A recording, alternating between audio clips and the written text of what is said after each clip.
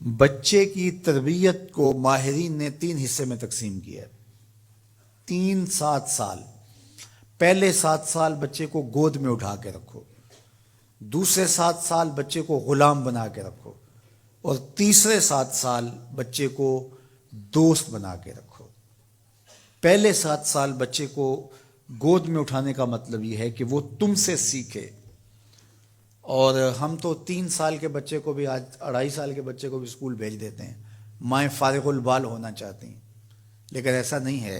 یہ ہماری فکری لغزش ہے کہ بچے کو اتنی جلدی اسکول بھیج دیا، اور جب ماں سے سیکھنا تھا تو وہ وقت ضائع کر دیا۔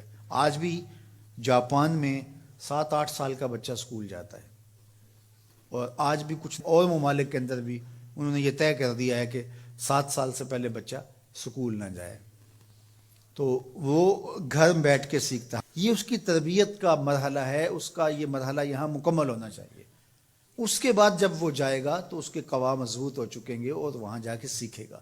یہ پہلا اس کا مرحلہ یہاں سیکھنے کا ہے۔ ظاہر ہے باپ تو وہ توجہ نہیں دے پاتا، تو ماں کو بھرپور توجہ بچے کی طرف دینی چاہیے۔ عمومی طور پہ ماضی میں مائیں اپنے بچوں کی تربیت میں انتہائی مبالغہ کرتی تھی اور بہت زیادہ محنت شاقہ کرتی تھی، چونکہ ان کی توجہات کا کوئی اور مرکز نہیں ہوا کرتا تھا، اور وہ سمجھتی تھی کہ ہمارا یہی کام ہے کہ ہم بچوں کی اچھی تربیت کر لیں، اور چند بچوں کی تربیت ہی ماں کی ذمہ داری ہے، اور یہ اگر احسن طریقے سے نبھا دے تو اس نے اپنا حصہ امت میں بھی ڈال دیا، معاشرت میں بھی ڈال دیا، اور قوم بنانے کے اندر بھی اپنا حصہ ڈال دیا۔ لیکن اگر وہ اپنا یہ فریضہ انجام نہیں دیتی، اس میں کوتاہی کر دیتی ہے، تو اس نے پھر کچھ بھی نہ کیا۔ اچھی نسل اچھی ماؤں کی گود سے پروان چڑھ کے ہی معاشرے کو نصیب ہوتی ہے، اور یہ بنیادی اکائیاں ہیں، بنیادی اینٹیں ہیں جس سے معاشرت ترتیب پاتی۔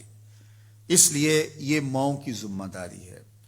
اور دوسرے 7 سال جو ہے وہ غلام بنا کے رکھو۔ مطلب کیا؟ کہ ان پر احکام نافذ کرو۔ وہ از خود فیصلے نہیں کر پاتے اور اچھے نہیں کر پائیں گے، ان کے فیصلے تم کرو، ماں باپ۔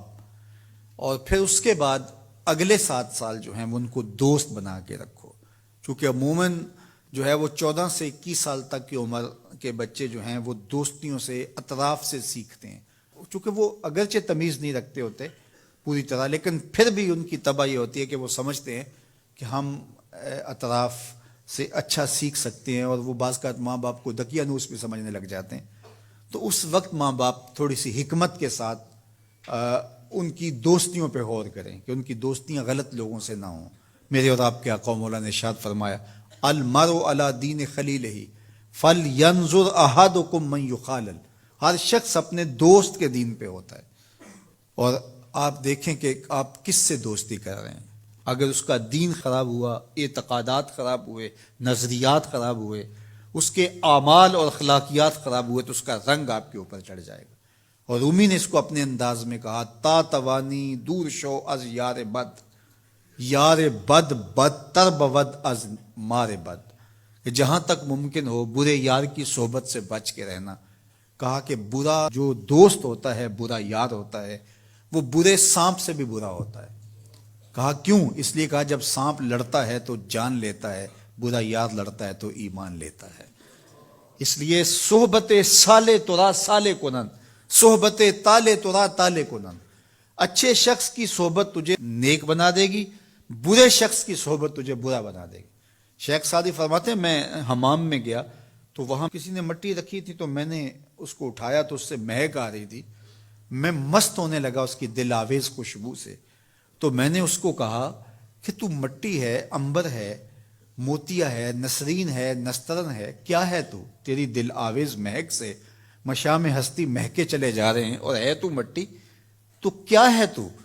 تو اس مٹی نے، شیخ سعدی فرماتے ہیں، مجھے زبان حال سے جواب دیا کہ ہوں تو میں مٹی، مجھے اپنی اوقات نہیں بھولی، لیکن چند دن میں پھول کی صحبت میں رہی ہوں۔ جمال ہم نشیں در من اثر کر، وگرنہ من ہما خاکم کے ہستم۔ اس نے کہا ہوں تو ذات کی مٹی ہی، لیکن میں گلاب کے پھولوں تلے تھوڑی دیر رہی ہوں تو میرے یار کا جمال میرے اندر سرایت کر گیا ہے۔ تو ذات کی مٹی ہوں لیکن صحبت میری پھول سے رہی۔ یار مٹی پھول سے صحبت پیدا کر لے تو اس سے مہک آنے لگ جاتی ہے، تو یار بندہ صالح صحبتوں کا انتخاب کر لے تو اس کی زندگی کیوں نہیں بدلتی؟ تو اپنی اولاد کو صالح لوگوں کے پاس بٹھانا سکھاؤ۔